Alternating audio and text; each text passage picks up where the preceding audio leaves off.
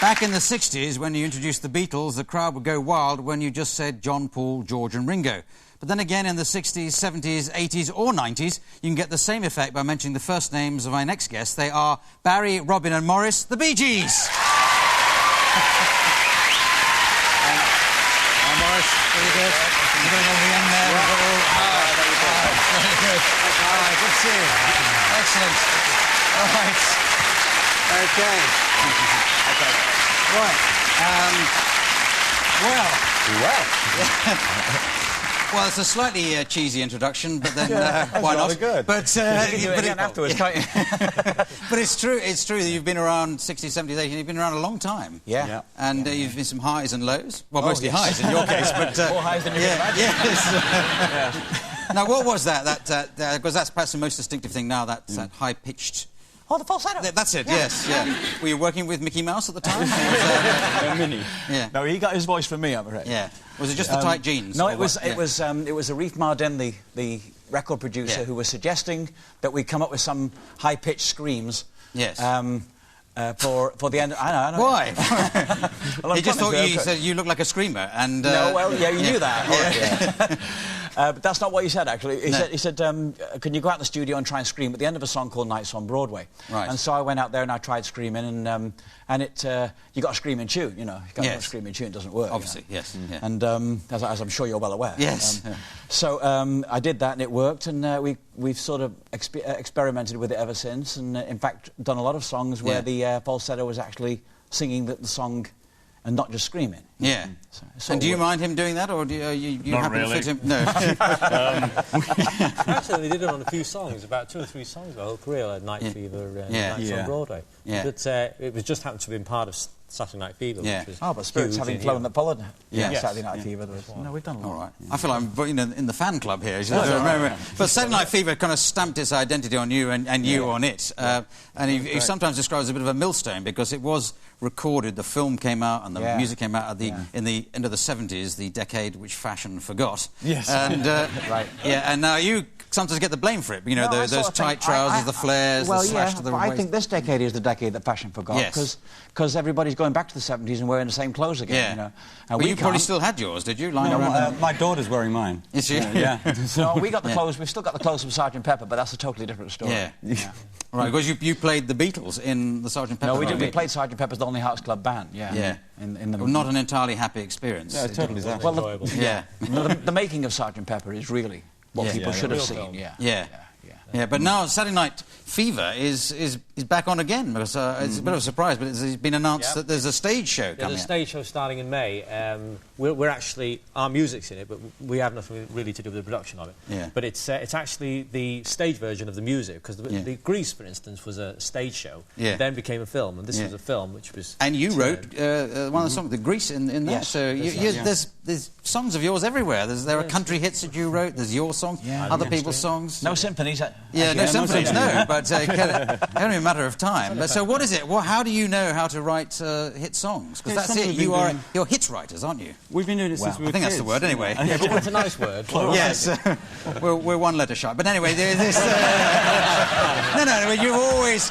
Whatever you write, sometimes you're fashionable. I'm glad you all find it amusing. No, but sometimes you're fashionable, usually you're not, but you're always terrifically successful. Everybody buys your records, you know, millions. It's getting better, keep going. What is it? Something you put in the water, or what's... No, I don't know, you've stumped me completely. Oh, come on, you must have been asked this before. Not quite that way. We get together, we put our heads together, we try to find the same headspace, and that's how it works. Yeah. And that's, I think, any team that writes... Headspace? What's that? Yeah. You've been in America too long, I think. But you work together, but there's three. Normally there's like 2 songwriters. So does one do the words, another do the music, the other do the crossword? We're all sounding boards. We're all sounding boards for ideas, and we bounce off each other. Not physically, of course, but we wanted to. Yes. And well, you've been pretty happy together for most of the time, haven't you? Yeah, I think it's because we all have the same sense of humour. We just have fun. Because I didn't realise you were real brothers. I think you're sisters, actually. Yes. But well, I thought we were coming to that in a few minutes. We're working our way up. Yeah, but you know, a lot of the Jacksons are well known to have been set off as a young age. You set off as a young age, but it seems to have done quite a lot of damage to them in terms of their personality and how they get on with each other. You seem well adjusted to each other. Anyway. Yeah, well, it's ups and downs. Yeah. You know, we've had some problems in our lives. We've had adversity, and I think we've learned how to deal with that. Yeah. And I think that we're much more mature now. Well, you've had the whole rock and roll thing of drugs and sex and drink. And I hope you got it in hospitality. But, I noticed it. Yeah. We like to see how it gets proud, but we certainly do. No, but you've been through all that kind of thing. But I'm just talking about you as you know, regular brothers who aren't singing together, often fall out, and sibling rivalry. It started way back in Manchester. Well, we were born in the Isle of Man. So of course we were. Yes, we're going right back here. Yes, we're going right back. Yeah. We were born in the Isle of Man, and we started in Manchester at the Gaumont Cinema, and we called ourselves the Rattlesnakes. Yes. And that didn't work too well. No. So we called ourselves... What was that? Why the Rattlesnakes? Was that any particular reason? Why not? Is that a boast or what? It's a skiffle. You were probably just slow worms in those days. But sort of, yeah. And then we moved on to Wee Johnny Hayes and the Blue Cats, nobody admitting to being Wee Johnny Hayes. No. And then in the last sort of... before we became the Bee Gees, we were late tossers. Yes. Which we thought was... You'll always be late tossers to me, but I don't know. And that's why we're here. And that's why you had us on the show. Yeah. But your father took you to Australia to keep you out of trouble because you were like wild... Well, on the advice of the Manchester Police, yeah. Yeah.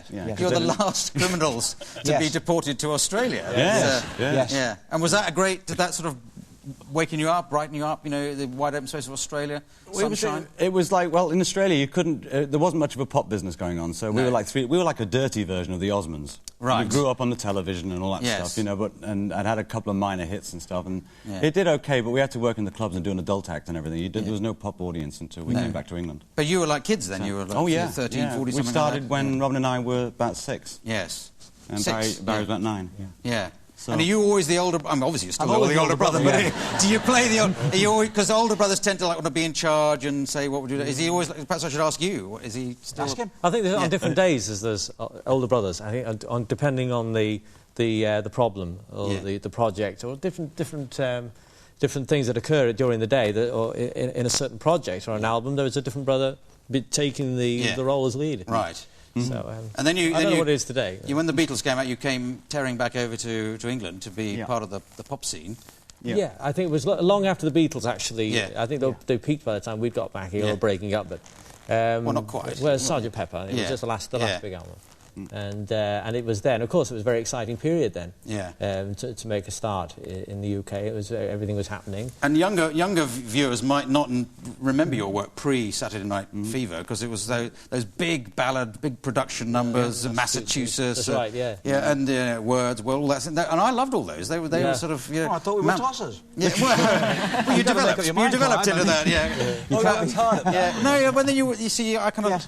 It slipped off when you went into that, you know... Yes, of course. Saturday Night Fever and the Actually, that was our new album. We didn't write for the film. No. No, they just used our music in the film, so... But I found that difficult to follow the hype. My dog loves it, but I was just...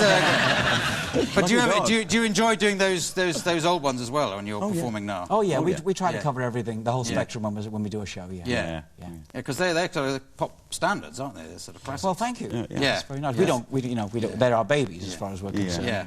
And then you had what turns out to be quite a short period when you split up. Was that a particularly fraught time? Did you think, that was your career finished, you'd had a few years and that was going to be it? Because some groups do that and they're never heard of again. Did you think that might be happening to you? No. Not really. No, we sort of... Well, when we split up, yes. For 15 months, I think it was. But we realised we didn't enjoy it being by ourselves. No. You know? So it was a lot of things going on, egos and things. And Robin and I were about 19. Yeah. So we were like all young and getting all these things, people telling you that one brother's better than the other and you don't need them, you don't need him. So we believed all that crap, you know. Yeah. But it didn't last that long. I mean, it probably felt a long time. But you had one very, very good single on your own there, Saved by the Bell. That was a good one. Do you feel, I don't need those other two, I can knock out something like that? There was a lot of ego problems at the time, and I can't even remember why. We had one why. at the same time called Don't Forget to Remember, which was I've forgotten that one. But yes, we thought you might. Yeah, no, of course. We're getting on like a storm, aren't we, Clive? Yes. In fact, I might just leave. Yeah. Oh, I've never had anyone walk out before, but... we are a tosser, pal.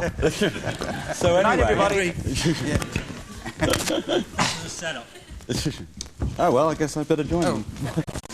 Well, you can stay and just... Well, I'd love to, but I don't do impressions. Yeah. I can't get this off. Well, I'll get it off next year. I'll see you later, Clive. Okay. Well, there you go. Ladies and gentlemen, the Bee Gees.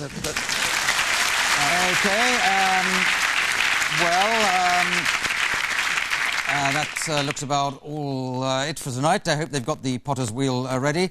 But thank you to all my guests, those who stayed and those who have gone. This is me, Clive Anderson, saying good night. Good night.